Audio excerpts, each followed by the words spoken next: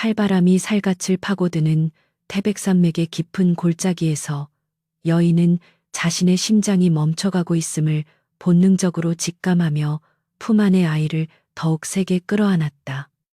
사방을 분간할 수 없는 백색의 어둠 속에서 몰아치는 눈보라는 마치 거대한 짐승의 울부짖음처럼 들렸고, 그녀의 발자국은 내리기가 무섭게 눈 아래로 흔적도 없이 사라져버렸다. 아이의 울음소리조차 얼어붙은 듯 희미해질 무렵 여인은 비틀거리는 걸음을 멈추고 깎아지른 절벽 아래 작은 바위굴 안으로 몸을 밀어넣으며 마지막 남은 온기를 아이에게 전하려 애썼다. 아가, 부디 살아다오. 너마저 이 추운 산중에서 쓰러지게 둘 수는 없구나. 여인의 목소리는 이미 갈라져 형체를 잃었으나 그 안에 담긴 간절함은 차가운 공기를 가르며 허공으로 흩어졌다. 아이의 뺨은 이미 보랏빛으로 변해 있었고 가느다란 숨결은 금방이라도 꺼질 듯 위태로워 여인의 눈에서는 뜨거운 눈물이 흘러내려 아이의 이마 위에서 얼어붙었다. 그 순간 동굴 밖의 어둠 속에서 두 개의 황금빛 안광이 번뜩이며 거대한 그림자가 서서히 다가오기 시작했는데 그것은 산의 영주라 불리는 백두산 호랑이였다.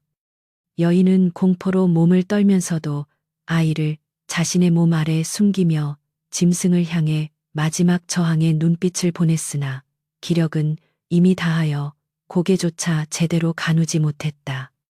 호랑이는 으르렁거리는 소리조차 내지 않은 채 조용히 다가와 여인의 차가운 시신 곁에 멈춰 섰고 코끝으로 아이의 희미한 체온을 확인하며 한참을 응시했다. 피 냄새를 맡고 찾아온 포식자의 본능이 아니라 산신령의 사자다운 위엄이 서린 호랑이의 눈동자에는 기이한 연민의 기운이 서려 있었다. 짐승은 혀를 내밀어 아이의 얼어붙은 얼굴을 핥아내리기 시작했는데 그 혀의 감촉은 거칠었으나 뿜어내는 기운은 난로의 불씨보다 더 뜨겁고 강렬했다.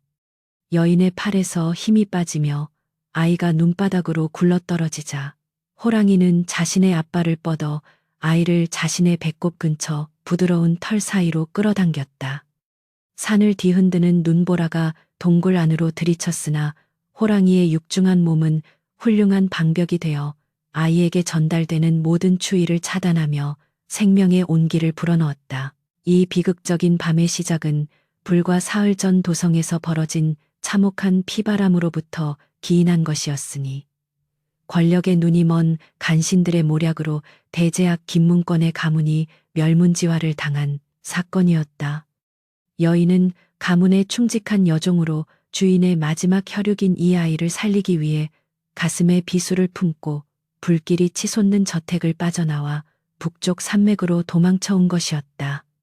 추격자들의 말발굽 소리가 귓전을 때리고 화살이 등 뒤를 스쳐 지나가는 절박한 상황 속에서도 그녀는 오직 아이의 안위만을 생각하며 험한 산길을 헤치고 들어왔다.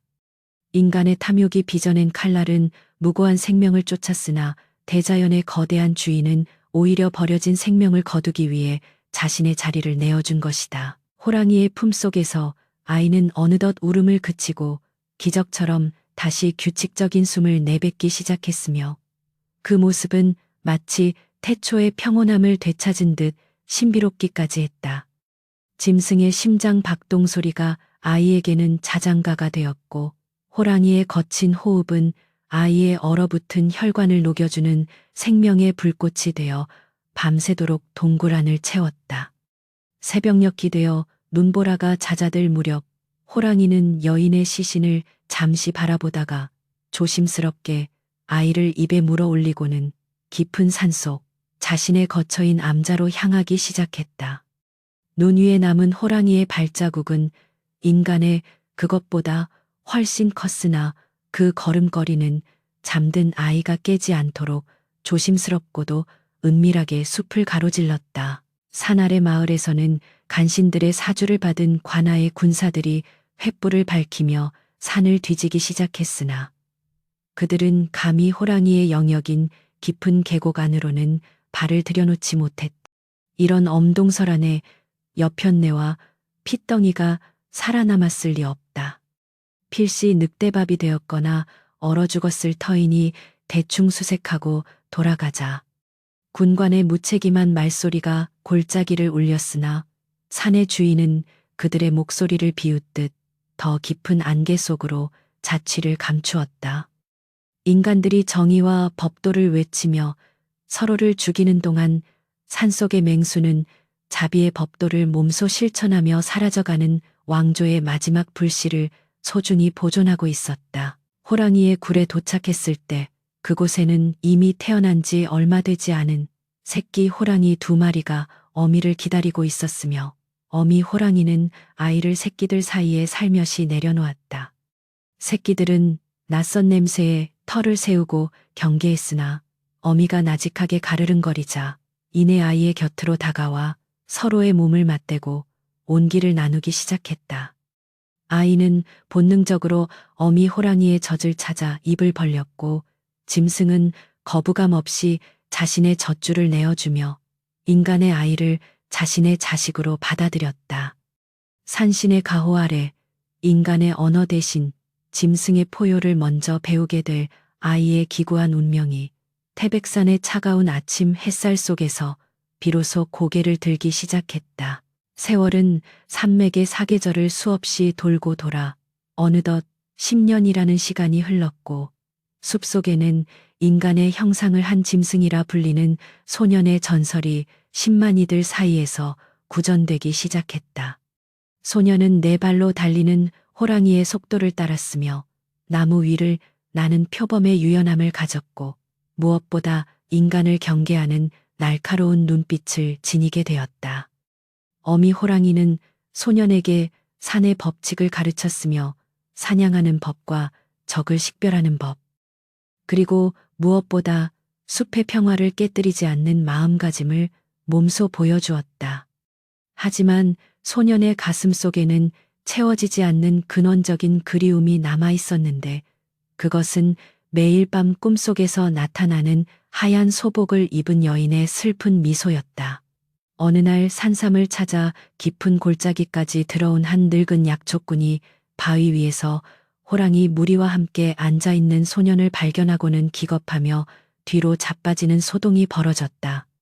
소년은 짐승처럼 낮게 으르렁거렸으나 늙은이의 보따리에서 떨어진 낡은 놀이개 하나를 보고는 벼락이라도 맞은 듯 자리에 얼어붙고 말았다. 그것은 10년 전 여인이 죽어갈 때 아이의 옷자락에 끼워두었던 가문의 상징과도 같은 물건이었으며 소년의 무의식 속에 잠재되어 있던 인간의 기억을 일깨우는 열쇠였다. 노인은 공포 속에서도 소년의 눈망울에서 인간의 슬픔을 읽어냈고 떨리는 손을 내밀어 조심스럽게 소년에게 말을 건네기 시작했다. 너는 짐승이 아니로구나. 어찌하여 이 깊은 산중에서 범들과 함께 지내고 있는 것이냐. 너의 눈에 서린 그 안은 필시 인간의 것인데. 노인의 목소리는 바람에 실려 소년의 귓가에 닿았고 소년은 태어나 처음으로 듣는 인간의 언어에 가슴이 요동치는 것을 느꼈다. 어미 호랑이는 노인의 존재를 위협으로 간주하고 앞발을 들어 올렸으나 소년이 어미의 앞을 막아서며 나직하게 고개를 저어 짐승의 공격성을 잠재웠다. 소년과 노인의 이 짧고도 강렬한 조우는 숲의 아이가 다시 인간의 세상으로 발을 내딛게 되는 거대한 운명의 수레바퀴를 돌리는 시작점이 되었다. 노인은 자신의 집에서 가져온 누더기 옷가지를 소년에게 건넸고 소년은 어색하게 그것을 몸에 걸치며 자신이 살던 동굴과 마을 사이의 경계에 서서 한참을 망설였다. 어미 호랑이는 자식이 떠나야 할 때임을 직감한 듯 슬픈 눈으로 소년의 어깨를 핥아주었고 소년은 어미의 목을 끌어안으며 짐승의 언어로 마지막 인사를 건넸다. 산을 내려가는 소년의 등 뒤로 산을 울리는 거대한 호랑이의 포효가 3번 울려 퍼졌는데 그것은 자식을 세상으로 내보내는 어미의 축복이자 경고였다. 인간의 잔혹함이 가득한 세상으로 돌아가는 소년의 앞날에는 숲보다 더 험난한 시련과 음모가 기다리고 있었으나 소년의 혈관에는 이미 호랑이의 기백과 인간의 의지가 함께 흐르고 있었다. 마을 어귀에 다다랐을 때 사람들은 소년의 기이한 차림새와 짐승 같은 거동을 보며 손가락질을 했고 아이들은 돌을 던지며 괴물이라 놀려댔지만 소년은 동요하지 않았다. 소년의 눈에는 인간들의 가식적인 미소 아래 숨겨진 탐욕과 비겁함이 호랑이의 시각으로 낱낱이 투영되었고 그는 본능적으로 이 사회가 숲보다 훨씬 더 위험한 곳임을 깨달았다. 노인은 소년을 자신의 오두막에 숨겨두고 인간의 말을 가르치며 그가 누구인지 밝혀내려 했었으나 소년이 가진 놀이개의 문장을 확인하는 순간 노인의 얼굴은 사색이 되었다. 그것은 현 왕실을 위협한다는 명목으로 몰락했던 대제학 가문의 문장이었으며 이 아이의 생존 자체가 조정에는 거대한 폭풍의 핵이 될 것임을 직감했기 때문이다. 밤마다 소년은 마을 뒷산에 올라 산 쪽을 향해 길게 포효하고 싶은 욕구를 간신히 억누르며 차가운 방 안에서 몸을 웅크린 채 잠을 청해야만 했다. 따뜻한 호랑이의 품이 그리웠고 가식 없는 숲의 소리들이 그리웠으나 그는 이제 자신이 해야 할 일이 무엇인지 어렴풋이 깨닫기 시작하고 있었다. 자신을 살리기 위해 눈 속에서 얼어 죽어간 여인의 정체와 가문의 비극을 알아내는 것만이 자신을 거두어준 산신의 은혜에 보답하는 길이라 믿었다. 소녀는 붓을 잡는 법보다 칼을 잡는 법을 먼저 익히고 싶어 했으나 노인은 글공부야말로 진정한 복수의 시작이라며 그를 다독였고 소녀는 짐승의 인내심으로 그 고통스러운 과정을 견뎌냈다. 하지만 평화는 오래가지 않았으니 마을에 새로 부임한 사또의 아들이 사냥을 나갔다가 소년을 발견하고는 그의 비범한 능력을 탐내어 강제로 끌고 가려 한 것이다. 소년은 사또 일당의 위협에 맞서 호랑이의 몸짓으로 순식간에 장정셋을 쓰러뜨렸고 이 사건은 삽시간에 관아에 보고되어 소년이 평범한 아이가 아님이 드러나게 되었다. 저놈은 사람의 탈을 쓴 요물이다. 당장 잡아들여 압송하라. 사또의 추상 같은 명령이 떨어지고 군사들이 노인의 오두막을 포위했을 때 소년은 비로소 깨달았다. 인간의 세상은 강한 자가 약한 자를 지켜주는 숲의 논리가 아니라 강한 자가 약한 자를 짓밟아 자신의 배를 채우는 아수라장이라는 사실을 말이다. 소년은 노인을 다치게 하지 않기 위해 스스로 포박을 당했으나 그의 눈빛만은 쇠사슬로도 묶을 수 없는 광채를 내뿜으며 사또의 심장을 서늘하게 만들었다. 감옥 창살 너머로 보이는 달을 보며 소년은 어미 호랑이의 품을 떠올렸고 자신의 운명이 거대한 소용돌이 속으로 빠져들고 있음을 직감했다. 이제 소년은 숲의 법칙이 아닌 인간의 법도 아래에서 자신의 생존을 증명해야 했으며 그것은 칼날보다 날카로운 진실의 싸움이 될 것이었다. 설야의 기적은 이제 시작에 불과했고 호랑이가 키운 아이의 발톱은 서서히 적들의 목을 향해 날카롭게 갈리고 있었다. 차디찬 얼음장이 밝힌 듯한 지하 감옥의 바닥은 소년이 나고 자란 산속의 흙과는 전혀 다른 죽음의 냄새를 풍기고 있었으며 습기로 가득 찬 공기는 폐부를 찌를 듯이 무겁 가라앉아 있었다. 사방이 돌로 막힌 좁은 공간에서 소년은 자신의 손목과 발목을 옥죄는 굵은 쇠사슬의 차가운 감촉에 몸을 떨었으나 그것은 추위 때문이 아니라 인간들이 뿜어내는 음습한 악취와 저기에 대한 본능적인 거부감이었다. 소년의 예민한 후각은 창살 너머에서 들려오는 쥐들의 움직임과 멀리서 들려오는 옥졸들의 거친 숨소리, 그리고 누군가의 살이 타들어가는 듯한 역한 냄새까지 낱낱이 포착하며 그를 고통스럽게 몰아세웠다. 숲에서는 단 한 번도 느껴보지 못한 이질적인 공포가 소년의 심장을 조여왔지만 그는 호랑이 어머니가 가르쳐준 대로 호흡을 가다듬으며 어둠 속에서도 형형하게 빛나는 눈동자를 잃지 않으려 애썼다. 감옥의 육중한 철문이 삐걱거리며 열리더니 기름진 비단 도포를 걸친 사또가 거만한 걸음걸이로 다가와 소년의 앞에 섰는데 그의 눈에는 호기심과 탐욕이 뒤섞인 비열한 광채가 서려 있었다. 이놈이 정녕 범의 젖을 먹고 자랐다는 그 요물이란 말이냐. 생김새는 멀쩡한 사람의 형상을 하고 있거늘 어찌 짐승의 기운을 풍기는 것인지 참으로 기이한 일이로다. 사또는 코를 찌르는 악취를 가리려는 듯 화려한 부채를 펼쳐들며 소년을 비웃듯 내려다보았고 곁에 서 있던 군관은 소년의 옆구리를 발로 차며 억지로 고개를 들게 하려 했다.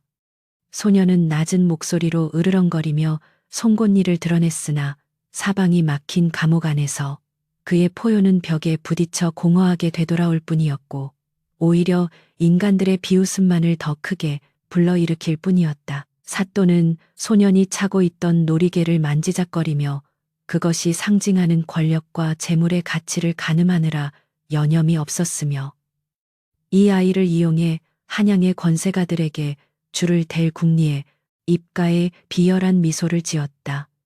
이 물건의 주인을 안다면 내 놈의 목숨줄은 내 손바닥 안에 있는 셈이지.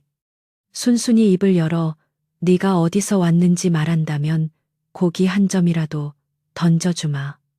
사또의 말에 소년은 대답 대신 분노 섞인 눈빛으로 응수했는데 인간의 언어를 배우기 시작한 지 얼마 되지 않은 그에게 사또의 제안은 먹잇감을 유혹하는 덫보다 더 조잡하고 역겹게 느껴졌다.